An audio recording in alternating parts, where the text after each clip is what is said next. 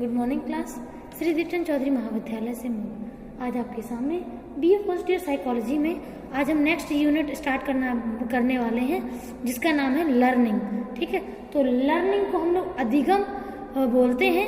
अधिगम मतलब होता है सीखना। ठीक है, जिसे अपन लोग अपनी भाषा में नॉर्मल लैंग्वेज में हम सीखना भी कह सकते हैं। ठीक है, तो जो भी हमारा अधिगम होता है, लर्निंग होती है। लर्निंग किस किस फॉर्म में होती है हम वो सीखेंगे इसमें। लर्निंग कराने के जो तरीके होते हैं उनमें बदलाव कैसे हो सकता है वो भी सीखेंगे, और लर्निंग होने के बाद हम उसमें बदलाव कैसे कर सकते हैं, उसको भूल कैसे, मतलब उसकी लर्निंग खत्म कैसे कर सकते हैं, हम वो भी इसमें देखेंगे। ठीक है, तो जैसे कि इसमें लर्निंग की अगर हम बात कर रहे हैं तो यहाँ पे हमारे सामने, और जैसे अगर हम आप लोगों से पूछें कि बताइए लर्निंग क्या होती है, तो आप क्या बोलेंगे लर्निंग क्या होती है? तो आप तो सिंपल से लैंग्वेज में यही जवाब देंगे कि जब भी हम कुछ नया सीखते हैं उसे हम लर्निंग कहते हैं। बिल्कुल सही बात, जब भी हम जो कुछ भी नया सीखते हैं उसे लर्निंग ही कहते हैं। लेकिन लर्निंग के कुछ पॉइंट ऑफ व्यू होते हैं। जैसे मान लीजिए आप लर्निंग शर्त के आधार पर भी करा सकते हैं। अगर आप कोई शर्त रखें कि आप अगर ये काम करोगे तो हम आपको ये करेंगे, ठीक है, तो ये भी एक शर्त के आधार पर है। या फिर दूसरा होता है बच्चा स्वयं से सीखना चाहता है या नहीं, वो दूसरी पॉइंट होता है। तीसरा पॉइंट होता है कि बच्चा अपने आसपास के वातावरण को कितने अच्छे से महसूस कर रहा है और उससे सीख रहा है। ठीक है, तीसरा हो गया। फिर चौथा पॉइंट होता है, चौथे पॉइंट में जब हमारा जो लर्निंग है उसमें जब हम किसी को रोल मॉडल मान लेते हैं, आदर्श बना लेते हैं और उससे सीखते हैं, तो ये अगला पॉइंट है। ऐसे कुछ थ्योरीज इसमें है। कुछ लोग अपनी बुद्धि का प्रयोग करके सीखते हैं। ठीक है, चाहे उन्हें कोई गाइडेंस मिले या ना मिले तब भी वो सीखते रहते हैं, कुछ नया सीखते रहते हैं। तो ये लर्निंग होती है। लर्निंग में परिवर्तन होता है। जैसे कि पॉइंट अगर हम इसमें बोले कि लर्निंग क्या होती है, तो लर्निंग में आपका सिंपल सा डेफिनेशन अगर हम बात करें तो लर्निंग वो होती है जिसमें व्यक्ति जब एक चीज सीख लेता है तो उसमें कुछ बदलाव करके कुछ नया सीखता है, हर दिन कुछ नया सीखता है उसी चीज में। और लर्निंग होने के बाद व्यक्ति के मस्तिष्क में भी कुछ बदलाव होते हैं, मतलब यहाँ अनुभव भी बदलते हैं और हमारे मस्तिष्क के जो भाग हैं जहाँ मेमोरी सेव होती है तो वो आपकी मेमोरी भी उसमें सेव होती है। ठीक है, तो लर्निंग ऐसे हम मान सकते हैं। ठीक है, अब इसके बाद लर्निंग की कुछ डेफिनेशंस होती हैं जिसे हम समझने की कोशिश करेंगे। जैसे कि हमने जो आपको एक डेफिनेशन बताई वो बिल्कुल ऑथेंटिक डेफिनेशन है, हम उसे फॉलो कर सकते हैं। ठीक है, कि जब भी लर्निंग होती है तो लर्निंग में फिजियोलॉजिकल और साइकोलॉजिकल चेंजेस होते हैं जिसमें व्यक्ति के सेल्स में और व्यक्ति के जो मस्तिष्क के अंग हैं उनमें थोड़ा बहुत परिवर्तन होता है। जब हम कोई चीज पहली बार सीखते हैं तो पहली बार सीखने में व्यक्ति के जो मस्तिष्क के जो भाग हैं, जैसे मान लीजिए आपका ऑसिपिटल लोब है, टेम्पोरल लोब है, पैराइटल लोब है और आपका क्या बोलते हैं फ्रंटल लोब है। ठीक है, तो इन लोब में आपकी मेमोरी सेव होती है। ठीक है, लेकिन इनके पार्ट में जो जिस जगह जो मेमोरी सेव होती है हमें वो भी देखना होता है। ठीक है, उसके अलावा लर्निंग जब करते हैं तो जैसे मान लीजिए जब कोई चीज पहली बार सीखते हैं, आपने सुना होगा, आपने कुछ वर्ड सुने होंगे न्यूरोट्रांसमीटर और साइनेप्स। ठीक है, तो जब हम कोई चीज पहली बार सीखते हैं तो उस साइनेप्स जिस जगह सीखते हैं, साइनेप्स का जिस अंग में वो चीज सुरक्षित होती है तो वो बहुत बड़ा मतलब फैलाव में होता है। ठीक है, लेकिन जब जो चीज पहली बार एक तरीके से जब दोबारा सीखते हैं तो उसमें फैलाव थोड़ा कम हो जाता है। तीसरी बार सीखते हैं तो साइनेप्स का स्ट्रक्चर और सिकुड़ जाता है, चौथी बार सीखते हैं तो और सिकुड़ जाता है। ऐसे ही यहाँ साइनेप्स के स्ट्रक्चर में भी परिवर्तन होता है और दूसरा हमारा न्यूरोट्रांसमीटर की संख्या में भी परिवर्तन होता है। जब हम कोई चीज पहली बार सीख रहे होते हैं तो जो न्यूरॉन से न्यूरोट्रांसमीटर रिलीज होते हैं उनकी संख्या ज्यादा होती है।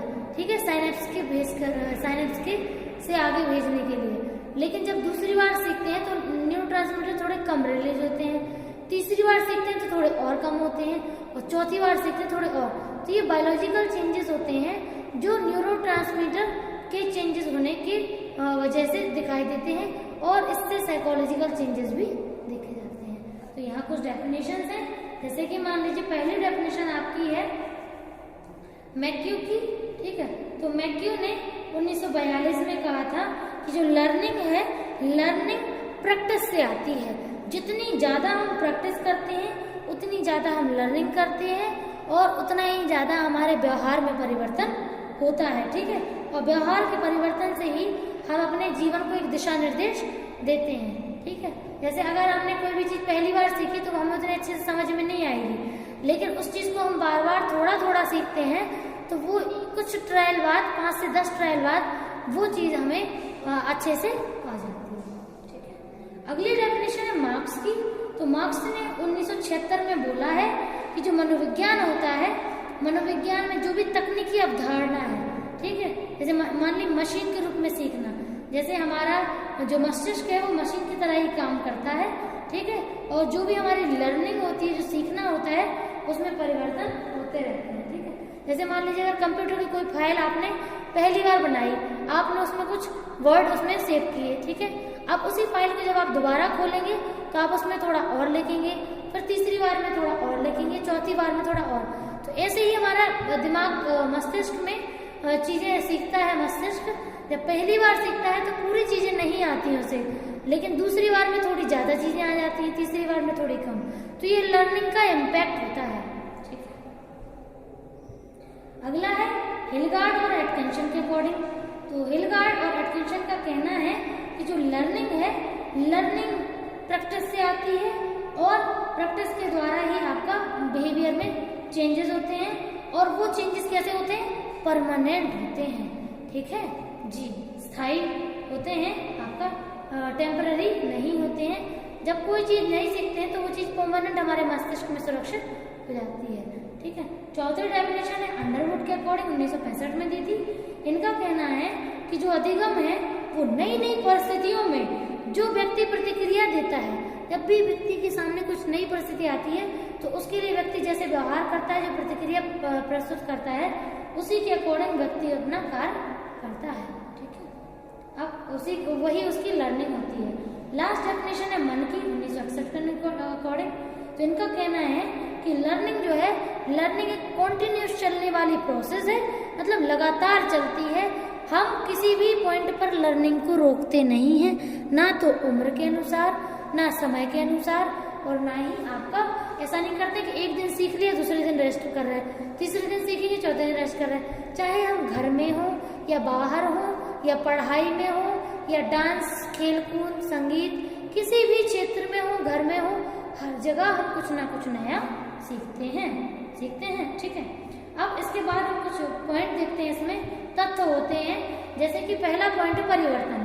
तो परिवर्तन हम सभी जानते हैं कि जब भी हम लर्निंग करते हैं तो परिवर्तन तो होता ही है। ठीक है, जैसे एक बर्तन में हम पहले दिन 1 बॉटल पानी डालेंगे तो केवल उतना ही दिखेगा, लेकिन दूसरे दिन थोड़ा और डालेंगे तो पानी थोड़ा ज्यादा दिखने लगेगा, तीसरे दिन अगली बॉटल पानी डालेंगे तो थोड़ा और दिखने लगेगा। ऐसे ही हमारा मस्तिष्क भी एक बर्तन के ही समान है कि जो कुछ भी हम नया सीखते चले जाते हैं रोज, वो हमारा उसमें भरता चला जाता है। ठीक, और परिवर्तन भी उसमें होता है। नेक्स्ट है अभ्यास। ये पॉइंट भी मैटर करता है, क्योंकि जितनी ज्यादा हम प्रैक्टिस करते हैं उतना ज्यादा हम सीखते हैं। अगर हम प्रैक्टिस नहीं करेंगे तो हमारी लर्निंग भी नहीं होगी। ठीक है, थर्ड है व्यवहार में होने वाला स्थायी परिवर्तन। ठीक है, तो जो चीजें हमारे व्यवहार से हमें मिलती हैं, ठीक है, तो जब हम कुछ सीखते हैं तो व्यवहार से भी हम सीखते हैं और व्यवहार में हम सुरक्षित भी करते हैं, दोनों ही चीजें होती हैं। जब हम कुछ नया सीखते हैं तो उसे हम अपने व्यवहार में व्यवहार के द्वारा दिखाते हैं या उसमें परिवर्तन करते हैं। ठीक है, और जब हमारे व्यवहार के द्वारा हम कुछ सीखते हैं तो वो भी हमारे मस्तिष्क में सुरक्षित होता है। ठीक है, अब इसके बाद हमारा अगला पॉइंट है आपका लर्निंग और मैच्योरेशन में डिफरेंशिएशन। ठीक है, तो लर्निंग क्या होती है? लर्निंग को बोलते हैं अधिगम, और मैच्योरेशन को बोलते हैं हम लोग क्या, आपका परिपक्वता।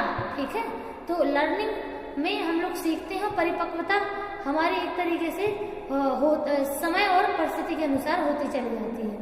ठीक है, तो जैसे कि हम कह रहे हैं, इसमें पहला पॉइंट है हमारा कि जो भी हमारी लर्निंग होती है, लर्निंग हम यहीं आकर सीखते हैं, लर्निंग जन्मजात नहीं होती है। सही बात है, जैसे बच्चा पैदा होता है तो बच्चे को पैदा होने के बाद हम उसे सब कुछ सिखाते हैं।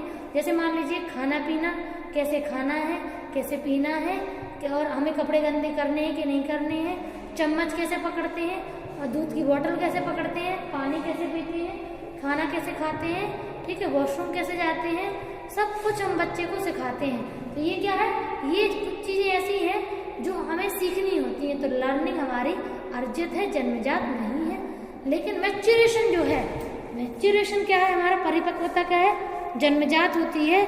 ये हमारी क्या बोलते हैं, लर्निंग के बेस पे नहीं होती है। मतलब एक तरीके से हम यहाँ आके नहीं सीखते हैं, हमें ये मैच्योरेशन जो है वो जन्मजात मिलता है। कैसे, जैसे मान लीजिए कोई पर्सन, जैसे मान लीजिए दो लोग हैं, एक का जो व्यक्तित्व है, मतलब एक पर्सन हेल्दी, मतलब अच्छे हेल्दी पर्सनालिटी के हैं और अच्छी खासी एजुकेटेड फैमिली से हैं, और दूसरे पर्सन बहुत ज़्यादा गरीब परिवार से हैं और बहुत ज़्यादा एक तरीके से दुबले पतले और कमजोर स्वभाव शरीर के हैं। तो जो मैच्योरेशन होगा उस बच्चे का, तो दोनों के बच्चों का मैच्योरेशन अलग अलग होगा, फिजिकली भी और साइकोलॉजिकली भी। क्यों? क्योंकि जो फिजिकल होगा, तो जो दुबले पतले बच्चे हैं, मतलब फैमिली मेंबर हैं, और उनका पूरा जेनेटिक स्ट्रक्चर जो ऐसे ही होगा कमजोर शरीर का, तो उनके बच्चे का शरीर भी कमजोर होगा। लेकिन जो हेल्दी फैमिली से बिलोंग करते हैं, उनका पूरा जेनेटिक स्टेटस ही उनका हेल्दी फैमिली से है, तो वो बच्चा क्या करेगा, उसका जो हेल्दी इन्वायरमेंट, मतलब जो शरीर है वो हेल्दी होगा। ये हो गया फिजियोलॉजिकल मैच्योरेशन, ठीक है, मतलब शारीरिक परिपक्वता। यहाँ शरीर परिपक्व हो रहा है। दूसरा होगा आपका मानसिक परिपक्वता। अगर एक पर्सन की फैमिली एजुकेटेड होगी और बहुत ज़्यादा समझदार होगी और हर एक चीज़ में ग्रोथ करने वाली होगी मेंटल फॉर्म में, तो उसका वो जो बच्चा होगा वो साइकोलॉजिकल फॉर्म में ग्रोथ करेगा, ठीक है। लेकिन जो सेकंड होगा, सेकंड में अगर मान लीजिए उसको गरीब एनवायरनमेंट है, बिल्कुल कुछ नहीं उसको पता है, ना उसके आसपास कुछ ऐसा है, तो उसको वो चीज़ें उसको समझ में नहीं आएंगी, ठीक है, ठीक है। तो अब इसमें जन्मजात मैच्योरेशन दोनों प्रकार से होता है, व्यक्ति का साइकोलॉजिकल भी और आपका फिजिकल भी, ठीक है। दूसरा है अंगों के कार्य, और लर्निंग में अंगों के कार्य की बात की जाती है। जैसे मान लीजिए हमें मस्तिष्क मिला है, अब मान लीजिए अगर हम कुछ नया सीख नहीं रहे हैं, हम मेमोरी नहीं बना रहे हैं, हम अटेंशन नहीं दे रहे हैं, तो हमारा जो कार्य है, लर्निंग जो है, लर्निंग में बॉडी और ब्रेन के ऑर्गन काम करते हैं, ठीक है, और हमारी बॉडी भी साथ में उसका सहयोग देती है। तो लर्निंग में हमारे अंगों के काम की बात होती है और मैच्योरेशन में अंगों के विकास की बात होती है। जैसे मान लीजिए जब बच्चा छोटा होता है तो आपने देखा होगा उसको आप गोद में ले सकते हैं, ठीक है, लेकिन जब वो बड़ा हो जाएगा तो हम उसे गोद में नहीं उठा पाएंगे। क्यों? क्योंकि उसके शरीर के अंग का विकास हुआ है, ठीक है। अब ऐसी मानसिक लेवल की बात करते हैं, जब बच्चा छोटा होता है तो उसे ABCD भी नहीं याद होती है, ठीक है, लेकिन जैसे जैसे मतलब पैदा होने के बाद बड़ा होता है तो उसके और उसके जो शरीर है, मस्तिष्क, उसका मन है, वो अनुभव से विकास करता है, ठीक है। नेक्स्ट है अभ्यास आवश्यक। तो जब भी लर्निंग करते हैं तो लर्निंग के लिए रोज दिन प्रतिदिन की छोटी छोटी प्रैक्टिस आवश्यक होती है। लेकिन थर्ड पॉइंट में जो मैच्योरेशन है, मैच्योरेशन में जो अभ्यास है वो आवश्यक नहीं होता है। क्यों?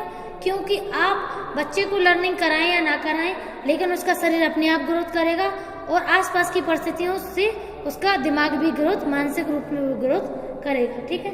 चौथा पॉइंट है व्यक्तिगत। जो लर्निंग होती है वो पर्सनल होती है, मतलब पर्सन अपने पर्सनल फैक्टर, अपने आसपास के लोगों से अपने आप के बारे में सीखता है।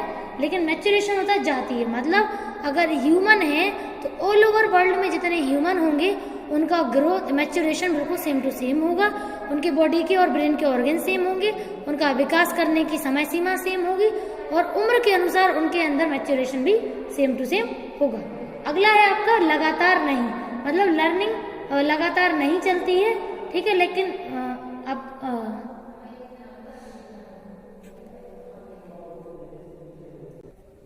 देखिए, तो इसमें जो हमारा अगला पॉइंट है लगातार लर्निंग जो है वो लगातार नहीं चलता है।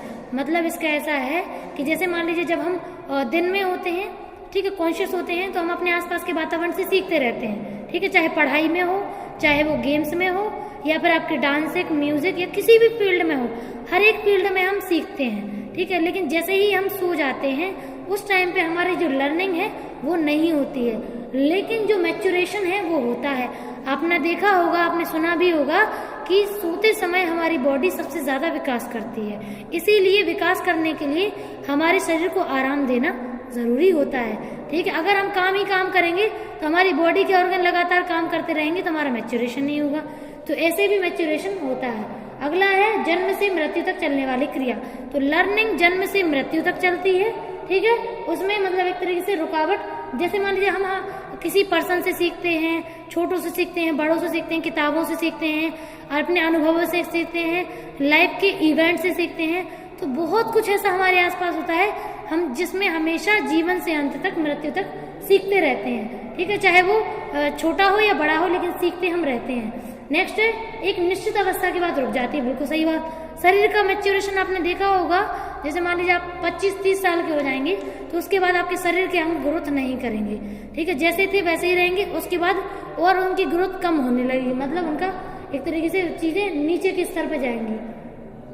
7वां है विषमता उत्पन्न, ठीक है। तो लर्निंग जब हम करते हैं, तो जब हम एक दिन लर्निंग करते हैं और अगले दिन की जब हमारी लर्निंग होती है तो हमारी लर्निंग में अंतर हो जाता है, ठीक है। तो हमारी लर्निंग में एक डिफरेंस देखा जाता है और एक नई चीज उसमें ऐड होती जाती है। लेकिन मैच्योरेशन में समता होती है, मतलब मैच्योरेशन जो होता है वो उसी अंग का और उसी साइकोलॉजिकल लेवल का होता है और उसमें बढ़त तो होती है लेकिन विषमताएं नहीं होती हैं, ठीक है। और लास्ट पॉइंट है सीखना परिपक्वता पर निर्भर है, ठीक है। तो जो लर्निंग होती है उसमें मैच्योरेशन जरूरी होता है। जैसे मान लीजिए अगर बच्चा पैदा तो हेल्दी हुआ था, लेकिन मान लीजिए उसको खाने पीने को अच्छा नहीं दिया जाए, उसका परिवार का वातावरण बहुत ज्यादा खराब हो, गाली गलौज अपराधी प्रवृत्ति के लोग हों उसके घर में, तो शरीर जितना भी अच्छा पैदा हो, मानसिक स्तर भी जितना अच्छा हो, लेकिन अगर परिवार से उसे वो चीजें नहीं मिलेंगी तो वो चीजें उसकी परिपक्वता के स्तर को कम करेंगी और उसकी लर्निंग भी नहीं होगी। लेकिन दूसरा पॉइंट है मैच्योरेशन, अगर परिपक्वता हो रही है तो सीखने पर निर्भर नहीं होती। परिपक्वता से मतलब सीखने से परिपक्वता नहीं होती है, लेकिन परिपक्वता से सीखना होता है।